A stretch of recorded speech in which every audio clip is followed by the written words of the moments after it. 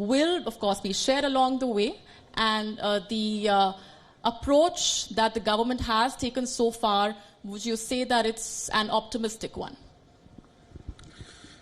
Okay, so there's still a lot of room for improvement. Now, let me just give you a very broad breakdown on what's happening in the EV sector. So you can't look at the whole EV sector with one paintbrush. Right. So you've got to look at heavy vehicles in a separate manner. You've got to look at cars in a separate manner. You've got to look at different requirements for e-rickshaws and three-wheelers and a different requirement for two-wheelers. So majority of the time when you're talking about EVs, you are referring to cars and bigger vehicles. But the requirement that two-wheelers have is very different from that of cars or, from that matter, the larger vehicles. The charging infrastructure requirement is different, or we may not even require the level of charging infrastructure that a car requires, because the distances covered are shorter, the speeds are less, plus the batteries are portable. So there are multiple reasons why that happens. So the policy, when we look at it, there is a lot of scope of improvement right now. So if you look at FAME 2, for example, which is what is running right now, it's actually, in a way, almost a disaster, because it's not giving, the government is determining what range and speed of the vehicles that you need to have in order to qualify for FAME 2. Now, that's not necessarily government's role to determine that part of it. You want to make the vehicles more efficient and more effective, rather than that I'm going to give you more money if you put in more batteries. That's actually not the right way. Also, when on one hand we're saying that we don't have the lithium or we don't have batteries, so do you really want to go down that route of saying that I'll give you more because you want to put it, because the vehicle range has got to be more? Now, whatever be the reason for it, the end of life cycle, and like the minister is saying, let the market forces determine. And that's exactly what we are saying as well. The government needs to give the support, but the government doesn't need to decide the specifications of the vehicles that are being sold, because that's going to keep on changing. Sure. And different cities and different nuances require different products and different ranges and different specifications. Let the people decide. So there is a lot of room for improvement right now. And another important factor is between various ministries, there's confusion on what is the right long-term path. What is the policy? What is the long-term policy? So on account of that, there's a lot of fence-sitting that happens. And which is why it's a work in progress. I mean, which is why it's also very important for all the stakeholders to share the concerns that they have, and that's exactly one of the main reasons why we're present here. Mr. Trump, if I can also, ask you to share with us your perspectives and your assessment of the path that's been covered so far, and what, according to you, should be the immediate priorities as we talk about, say, a charging infrastructure, range anxiety. That's something that I think pops up in one's mind every time we talk about buying or driving an electric vehicle. Yeah, sure. I have a few thoughts on this. I think a lot of us have a lot of thoughts on these things.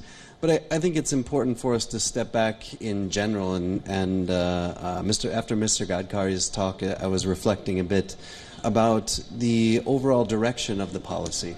Yes. So from a Volvo Cars perspective, and I think most of the people in this room's perspective, I'm very optimistic that this is the direction India has chosen, right? That the government has gone out and made a very bold statement, and maybe backing up from it from time to time, but that India's future is electric is a very bold statement that I very much agree with. It takes a lot of courage to even takes a lot have of courage, the and other governments targets. are not stepping up in that way in many cases. So I very much appreciate that. That's very much in line with our vision. We're transforming our company to become an electric company, right? And I think so that gives me hope for the long term for this market. And as far as how the details of this come together, it's going to be a very bumpy road, right? And this is a huge change we're seeing in our industry. We shouldn't be so surprised that the government hasn't yet figured this out. Yes, absolutely. Right? I don't think we as companies have completely figured this out. So I think we need to, and I think we are, but it's good for us to also say that we should be giving them a little bit of slack and know that they're going to learn as they go, just as we are learning as we go. So that for me is the context. And then, from a practical perspective, how do we overcome some of the barriers we see with infrastructure? From a luxury car perspective, I think there are fewer barriers, right? I think I personally drive a plug-in hybrid. I drive it in electric mode probably 95% of the time. I park at my house in Vasant Vihar, and I drive to Gurgaon every day. So I'm living the electric life now, and I find very few barriers in that. Occasionally, yes, I need to switch to petrol and take some family down to say see the Taj Mahal or something. But most of our lives, most of the time, even with just a 50-kilometer range, we can already do a lot of this with the infrastructure that we have. And I think part of the barriers that we have sometimes are mental, and there's practical ways to get by them without building massive infrastructure. Certainly, eventually that needs to come. But I think the possibility for early adopters of electric, it'll come much quicker than we think. Mr. Dubey, do you share that optimism? And that's something that also needs to be spoken of time and again as far as the government's initiatives are concerned. And, just to delve deeper into how it's important to realize that it's a very ambitious target. And to have a country of 1.3 billion people, 21 million vehicles sold annually, and to make that transition, it's a paradigm shift, and which of course means that it requires a lot of drafting, redrafting, a work in progress, and that's something that will happen along the way. Yeah, I think it's a bold step by the government, and the initiatives that are taking in the similar directions are commendable. But we have to broaden the scope from just being electric to alternate fuels. Like he himself said that ethanol and methanol are doing very well in certain pockets, and they can mix it with the fuel up to 25-30% and still giving the same performance. So we have to have an open mind toward electric, and we have to see what's happening in the world around. Like if you see the best country that electric vehicle example can be given is of Norway, where almost equal number of electric vehicle is there. So when you see that market and see why it is there, why we don't have it, and you will understand that the taxes were very low, which we have done now. It was there right from the beginning. Their electric cars are cheaper than the petrol and diesel cars. That's why that infrastructure and that percentage went high. And then we have China, where they have the largest number of vehicles and largely into two-wheeler space. And when we are saying that we will be building towards that, what we need is a good infrastructure. And I don't want a very complicated structure to happen. What you need is just a socket. You don't need, that the latest charging should be there. That if a person is buying 10 lakh rupees car, he can have the charging equipment of 20,000-30,000 rupees, and he'll just plug that equipment and his charging will become very fast. What's the problem with the electric vehicle is if I drive electric vehicle, I don't get a socket on the road. I don't get a socket in the parking. What we need to do is that we need to make simple policy. New buildings without sockets in every parking, not allowed. Simple steps like this would increase the electric vehicle sale in the country. And that is where, we have to encourage people to buy. People are in India very smart. The customers, all of us, we deal with them. We know that Indian customers are very smart. They know every penny that they spend, they want more out of it. The day that you make it, that electric vehicles are cheaper for you for the running in real sense, will switch over, and it will become very smooth. But I also have some caution here, that we are talking about emission, which is really a very important thing, especially in Delhi, where we are dreading what will happen in October, November, December. We need to have improved alternate fuels and electric vehicle. But at the same time, what about the disposal of these batteries? Lithium-ion battery disposal is a big problem now in China. How are we going to deal with that if we increase the sales? So those are some of the points that we need to dwell upon and be very cautious that what we need to do. And I would say that the government should give equal emphasis to develop alternative fuels, and that is where we should develop both together. And Mr. Frambo, you've spoken about how countries across the world are dealing with the challenge, and also how India has taken this very, very bold and courageous step in that direction. We just spoke of Norway, China. How different are those ecosystems, and what do you think those steps and the direction that's been taken by those countries have to offer in terms of lessons or inputs as India undertakes that journey? I think they've started earlier. I think that's a very good insight. I think that Norway in particular was always brought up as a good example. To be honest, I feel very confident that when we're looking at the current GST, when we're looking for the structure that's now ready for tax from a taxation perspective and a regulation perspective, I think it's reasonably set up. There are 1,000 little gateways we're going to need to go to, but I think the environment is ready. Now, I think when you look externally at India, often you see a wavering in policy. And I think this is what, when I work with my colleagues in Sweden about investing in India in electric vehicles, they say, yes, that the taxation business case is absolutely there, right? But they worry that maybe if a party changes or something happens, that policy will change. And that takes away, I think, credibility from that business case.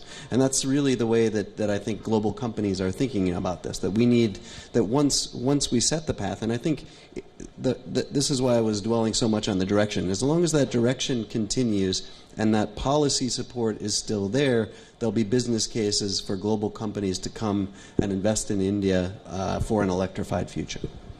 Mr. I totally agree with you on this. Actually, what we need is a long-term policy, and we'll chalk the way. I mean, there's multiple ways of getting there. So initially, when there was a target, for example, if you looked at 2030, there was a target, and then there was a target of 2025 and 2023, etc. All of those, that sets a goal in place. So you need to have a goal, and then the goal doesn't need to shift. So when you talk about other countries, why it's been successful in India, we're still wavering in that manner, because the policy keeps on changing. We've got multiple. So if you look at China, for example, it's extremely difficult for you to actually, in most of the cities, to buy a IC engine vehicle. Now, the government, actually what they did a number of years back, that's about 12, 13 years back, and that's when we started off in this space as well, was that they created very basic charging infrastructure, where just plug points. 200, 300 rupee plug points across malls, offices, hotels, everywhere, apartment blocks. And they said that we will not allow you to sell IC engine vehicles in these number of cities. If you look at last Olympics, Beijing Olympics, the Olympics almost got pushed up because of pollution. Now Beijing doesn't even feature anywhere in the list. And we've got 12 of the 15 most polluted cities in the world sitting in India, and we are sitting in 5 of them right here in NCR. So come 15 days from now, 20 days from now, we're going to be smogged in. And then there's going to be scrambling for cover. But when the weather changes, we forget all of that. So we have to have a long-term policy which says that we have to move towards zero emissions. Now, those zero emissions could happen via electric or any other means. That's not the point, but we have to move away from fuel. And this is the target by which you have to switch. If the government did not set up Bharat 6 norms as being 2020 April, companies would have not invested. Nobody would have gone down that route. But because there was a goal, there was a target to say that by this time, beyond this, you cannot sell. So you have to switch. You're forced to switch. And there is economic sense around this case around it. Prices go up, so be it. It affects everybody. So if you set a goal to say that by this time I want to switch completely to electric, then people will start working towards that. In the last 2 years, when we heard this 2030 figure, every company in India was talking about their electric plans and how they were transitioning from IC to electric. Now suddenly nobody's talking about it. Everyone's pulled back from there. So it's because there's no deadline to that. So the deadline's been taken away. It will still happen, but it will happen in its own pace and after the problems that we go through as a country. In terms of, if you look at our deaths and our health, we've got 195 people who die out of air pollution out of 1 lakh people. That's a very, very high figure. That's not a low figure by any standards. And if you look at, we were talking about charging infrastructure and distances earlier. So out of our total population, it's sub 16% which rely on mechanized means of transport, so cars and two-wheelers, out of which cars is less than 4%. Actually, it's a two-wheeler which needs to convert. That's 12.5%. We're talking about 130 or 140 million two-wheelers on Indian roads. A lot of them are old, highly polluting. They need to convert into, and every trip in India, 70% of our trips are sub 5 kilometers. So range is not a problem. It's only an anxiety issue. It's only 16% of trips which are over 10 kilometers. That's it. It's not very large. And like Mr. Dubey said, it's the simplification that you use is very interesting. All you need is a socket, and that's something that I think serves as a good starting point. When we also look at the comparison with a country like China or Norway, the purchase factor and the cost of an electric vehicle, Mr. Frump and Mr. Dubey, is a very integral aspect here because of how costly lithium or cobalt are. China, the way it's tackling it is through purchase of mines, for example, in Congo. Tackling the raw material purchase aspect and ensuring that the cost factor is looked into, what do you think the immediate priorities need to be, and what challenges the industry faces at this point as far as the cost factor is concerned? Because let's face it, the cost of an electric vehicle, how much I have to shell out, and the very fact that a battery costs so much is a very, very relevant source of anxiety here, if I may. So if you see the Indian two-wheeler industry, I think in 2005 and 6, the first big electric company started in Yo Bikes, and Hero was almost the same time started. But why these companies have not taken off, and in the similar times, China companies have really taken off a lot. What is the reason? And I would say that, the number one reason that a lot of people bought electric vehicle in the feeling that it will be much cheaper and it will be easier to ride and there are no license required. There are so many plus with that. But I think the quality of the vehicles made a big difference. Where initially the vehicles that we were selling were very poor quality, and the batteries were conking off in 6 months' time and 9 months' time, and the customer was feeling cheated. I bought a vehicle, now 50% of the cost of the vehicle is the battery, and that battery has to be replaced after 1 year or 6 months. And that is where the concern is. So what I would suggest, and what is the way forward, is to have a high quality. And if you understand the Indian automobile industry, know where the cheap quality sells, know what the cheapest product does not sell in India. Even in 100cc motorcycles, the highest selling product is Hero or Honda. They are the most expensive product in 100cc. And everybody has tried to sell at a cheaper rate, and they've been failing here. So what is important is in the electric space is that we should ensure that we have to have a best quality, not the cheapest quality. And that is what will lead us forward in taking the steps. And in terms of policies, government is taking a lot of steps, but I think there's much more requirement to go with the industry. Like Naveen ji said, you have made a FAME 2 and it is making no sense to me. And that is where we have to be seeing that how do we promote our industry. If we are running in a different direction, policy is X and the industry is going Y. I mean, that is what has been happening in India. Good thing is that this government in the last few years have done very dramatic changes like GST and things like that. But it has also, like a shifting from BS4 to BS6, a great step from environment point of view. But the companies, you remember when BS3, BS4 was happening, there was so much of emphasis on diesel. Because diesel was cheaper and everybody was setting up a factory. Honda set up a factory, new product for diesel, and everybody was setting up, and suddenly BS6 comes. And there were companies which closed down. General Motors walked away. We had a joint venture with Eicher Polaris. We had to shut down that factory because it was diesel-based. So there's so many things that happens because of this change in policy. And that is where, as Charles said, the policymakers sitting at our head office, they look at India. Why is the policy changing so much? Let's stabilize. Let the policy stabilize. Then we will invest again in India. So let's be like where we are. Don't invest much in India. Watch it. And this is what is the message to the policy makers, that make a policy, don't be too dramatic about it. Let's create a problem. Even BS6, I'm glad that every industry is prepared, but the BS6 is getting implemented in India on 1st April 2020, whereas Europe is on 1st January 2021. Right. And the market size of here is so small as compared to those markets that nobody is going to invest that 9 months prior to that companies invest so that we are ready in India. So there will be a gap, especially people who are importing or who are getting a global products to India, that will suffer during this period. So these are some of the things that needs to be taken care of, and I think, but overall, good thing is that there's like-mindedness today. I mean, there is a direction which is good. Mr. Frampfurt, do you agree?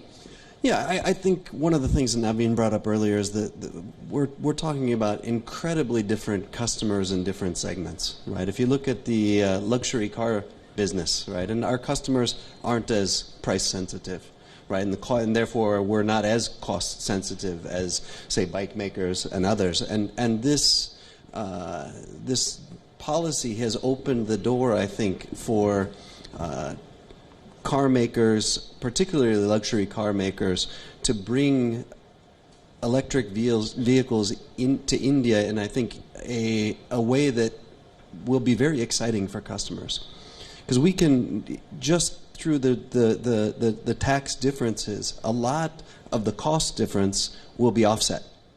Right? So we'll be, over the next 5-6 years, you will see, particularly in the luxury segment, you will see very competitive offers coming into this market that won't be so much more expensive than a petrol or a diesel that we see now, because I think that it is quite a different economic situation we're dealing with.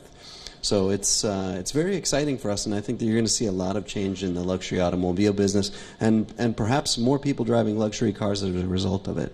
And I think this will not only change the image of luxury, but change the image of and the importance of people to show that they care about the environment. And I think that this will give, hopefully, I think the luxury business often gets a bit of a bad rap.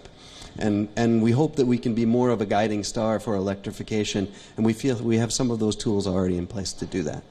And Mr. Manjal, do you think it's reassuring when one hears from the minister himself that there's no need to ban petrol or diesel vehicles? Is that an important message that also needs to be sent out, as that's also something that has been expressed by several industry representatives and also by potential buyers? Absolutely. I mean, there's no need to ban things if your infrastructure if your other options are not ready at that point of time, and that's going to take time. So if you're looking at the IC industry, the petrol and diesel, it's taken 50 years to get here. Now in 2 to 3 years for us to completely convert is physically not possible. I mean, you don't have the supply chain, the whole infrastructure doesn't exist, so it's going to take its time. And what will happen over a period of time, a transition will happen, as the minister said. But there needs to again be a goal to say that by this such and such time, I want you to have zero-emission vehicles. Now, whether those zero-emission vehicles, like I said, come from batteries or they come from something else, that can be left up to the companies to decide. But they should be zero-emission, or what they do in the West, where they say that is your average emission that you need to do. So if you want to sell higher emission vehicles, you have to sell a certain number of low emission vehicles to balance out the average. So those are the kind of innovations that will have to be done in order to tweak down our pollution levels. We have to get off oil dependency. I mean, that's something which is very clear. We are only producing less than 1 million barrels, and yet we're consuming in excess of 4 billion barrels every day. So that's the quantum that we are importing actually. And then, of course, there is the air pollution, and on top of all of that, see, electric vehicles, again, I'm talking about two-wheelers, I'm not talking about other vehicles here. The cost of ownership is much lower. Just to give you broad economics, when you look at a scooter, which is, let's say, about 65,000 rupees or so, you look at a comparable product, not again apple to apple, but somewhat comparable, that'll be about 95,000 rupees to 1 lakh rupees. Let's say about 95,000 rupees in an electric. If you're using them both for about 40 kilometers a day, which is much higher than the national average. National average is sub 20 kilometers per day.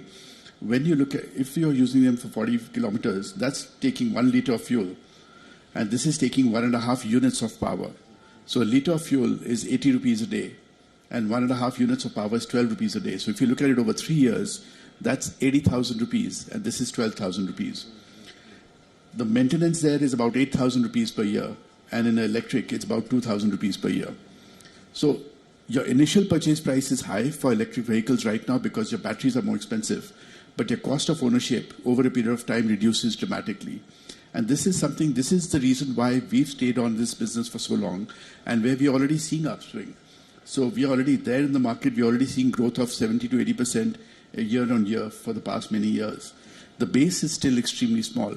The issue that comes is, one, awareness. People are not aware of it.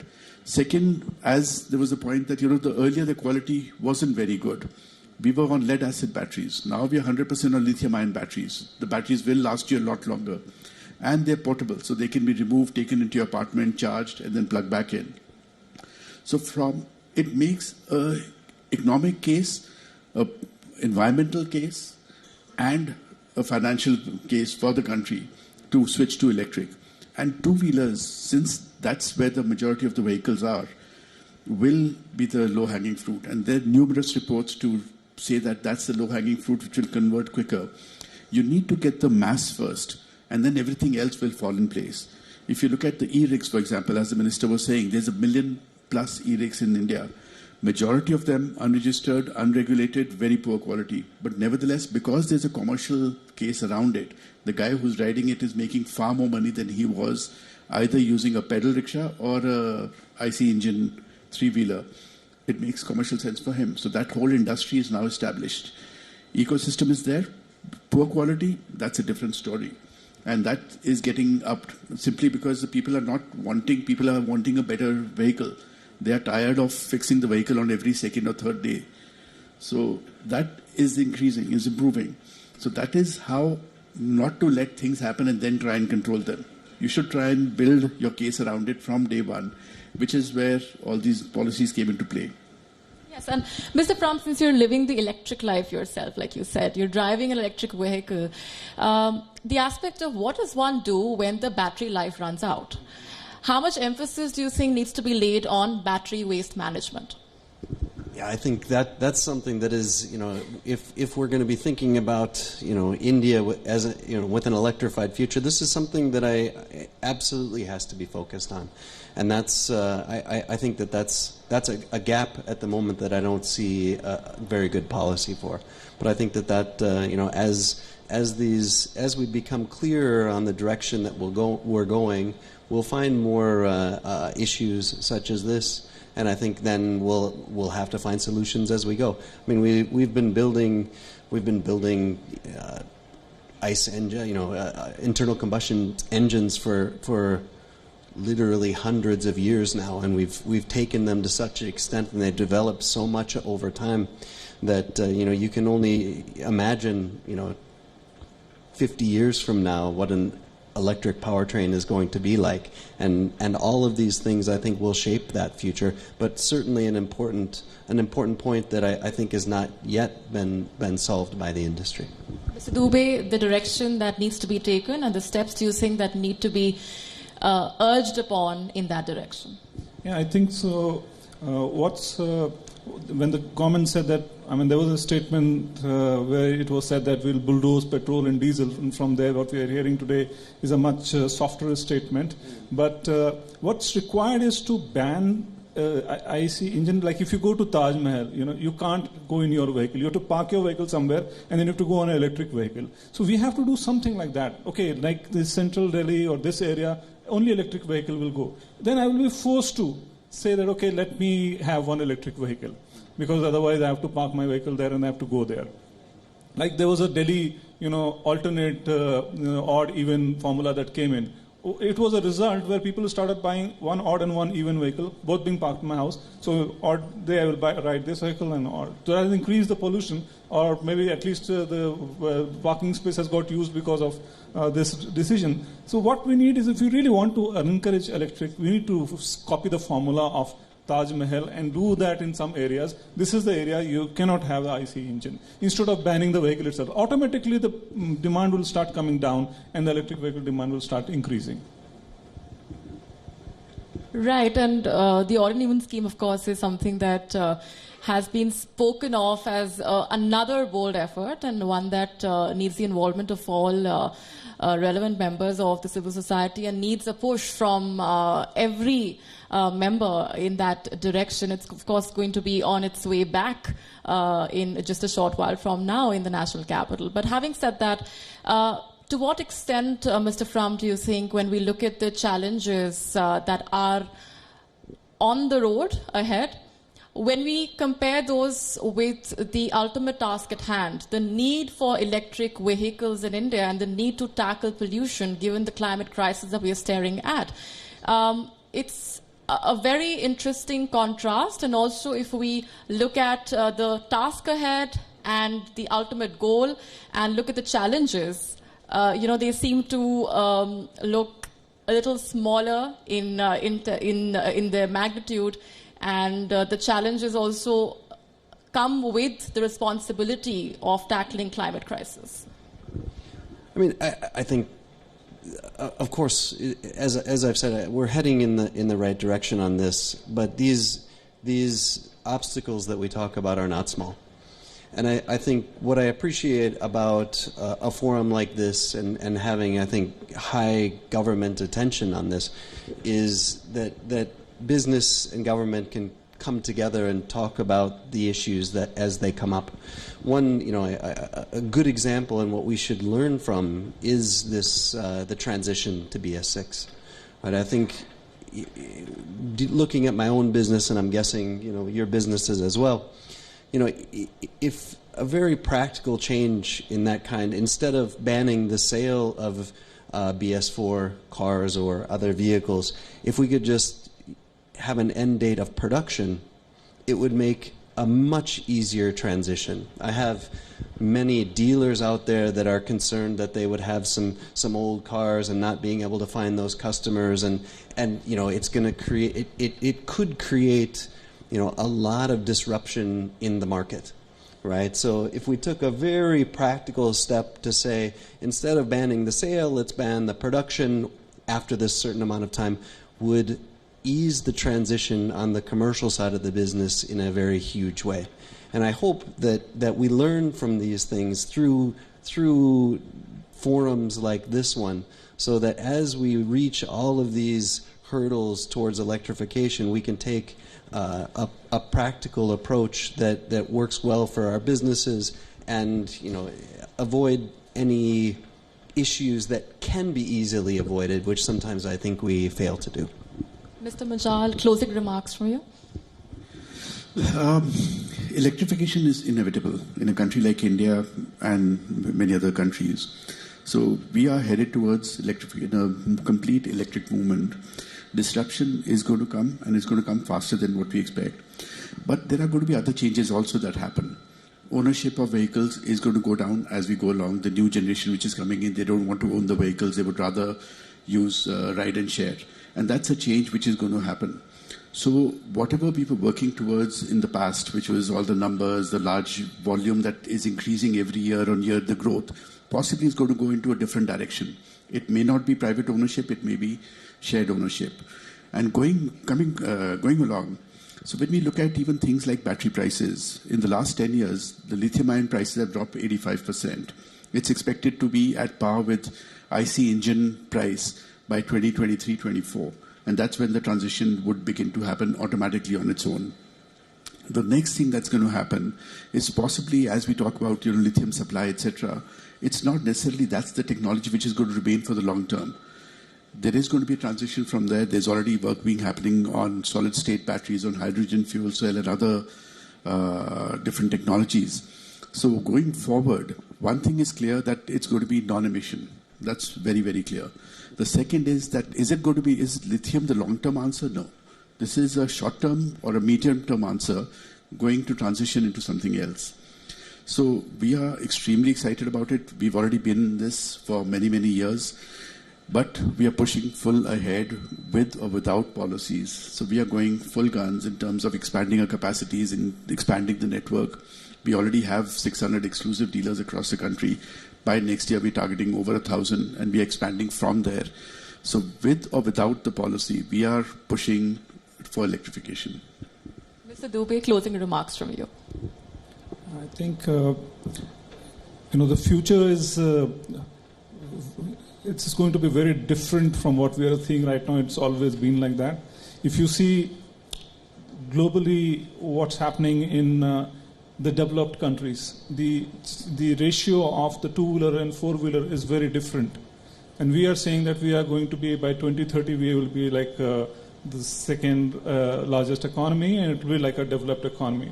So we may also transition towards that. When the per capita income of people are high, there will be more car sales than the two-wheeler sales. Having those futuristic situations in mind, what are we doing today towards that is the crucial thing. And as I said, right now we have to look at very simple solutions, put sockets. All the new buildings that are coming up, don't allow them without a socket. All the new malls that are coming up, every parking should have a socket. Without that, no approvals. Things like that which encourage the electric vehicle industry for the time being. And as Naveenji said, this is not the end of it. There will be new things coming up. And what is India doing about innovation, research, so that we develop our own technology rather than copying all the time, that whether it's an Arab word from where we import, or from lithium we import from China, or maybe from some other country we'll import something else. Can we develop our own? Can we do some research on that?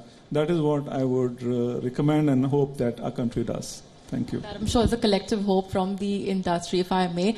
With that, we're wrapping the session up. Appreciate very much Yes, go ahead. Yes. Okay, firstly, thank you very much for I'm Professor Dwivedi. Firstly, thank you very much for a very informative discussion. Well, I just have a very quick point that whenever there is a transition, it is disruptive. And when the transition in the field of technology only leapfrogs, and the disruption is very intense. And if you want to actually manage disruption, you have to have a strategy. Policy comes later. Until you have strategic direction, I think policy just followed our direction. And for us, we have to have a policy which is vision-based, not crisis-based. I have spent a lot of time in China. Their policies are vision-based. Belt Road Initiative, electric, they just don't come as a dream. They come as a vision. So I think we need to have a very clear strategy. We need to have a very clear direction. And on that, everyone has to work together, all the domains. Any comments, please? We're completely out of time. Just 30 more seconds, Mr. Dubey. It's actually true that vision is something which is required, and that is why I was talking about that the market after maybe 10 years or 12 years would be very different from the configuration that we have today. And it's always better to have preparedness for the future rather than getting a disruption and then do firefighting.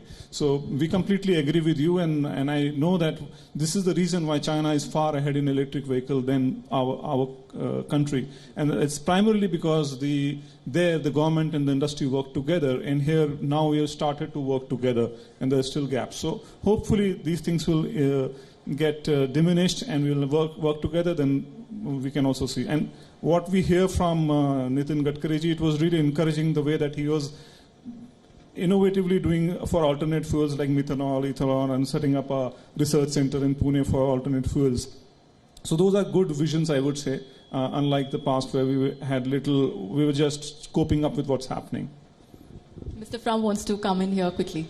Yeah, Volvo has a vision of selling 50% of their cars fully electric by 2025.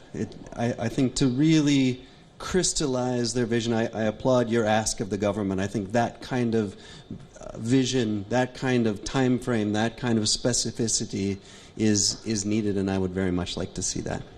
Appreciate those insights, and on that note, we're wrapping this up, and I think that remark coming in is an indication that there's still a lot that remains to be discussed. So we have 2 more sessions lined up for our audience here that will delve deeper into a lot of those aspects. We are taking a very short lunch break at this point. We'll be back at 2:30 p.m. And just a reminder here, Wion World is One is your destination for the on-air coverage of the Wion EMobility Summit throughout. Appreciate your participation so far, and we will see you on the other side of a very quick break. At 2:30 p.m. is when we resume the remaining of the session. Thanks so much. Thank you. Thank you, gentlemen.